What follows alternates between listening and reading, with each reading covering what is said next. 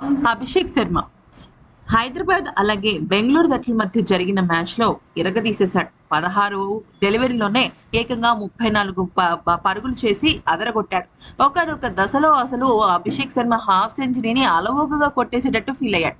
కానీ తను ఔట్ అయిపోయాడన్నమాట. నిజానికి భువనేశ్వర్ కుమార్ బౌలింగ్‌లో ఇరగదీశాడనే చెప్పొచ్చు.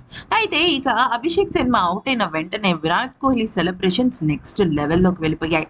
అయితే ఇంక తనని చూస్తూ గట్టిగా అరుస్తూ, కేకలు వేస్తూ అసలు "నువ్వు ఎందుకున్నావిక్కడ? బయటికి వెళ్ళిపో" అన్నట్టుగా తన సైగలవి చూసి ఇక అభిషేక్ శర్మ సైతం షాక్ అయిపోయాడు. కామ్‌గా వెళ్ళిపోతున్న అభిషేక్ శర్మని అందరూ కెలికించుకొని తిట్టించుకునేవాళ్ళే. కాకపోతే విరాట్ కోహ్లీ చాలా సీనియర్ ఆటగాడు. పైగా ఒకప్పుడు మన భారత జట్టుకి కెప్టెన్ కాబట్టి ఇక అభిషేక్ శర్మ ఏం మాట్లాడకుండా తన కేసి చూసి ఒక్కసారి థమ్స్ అప్ అనే సింబల్ ఇచ్చి అటుగా వెళ్ళిపోయాడు.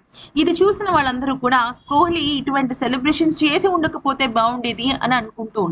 ఎందుకనంటే అభిషేక్ శర్మ కూడా మంచిగా ఆడాడు. ఎవరు ఏ ఆటగాడైనా వాళ్ళ జట్టు కోసం పోరాటం జరగాల్సిందే, జరిపించాల్సిందే.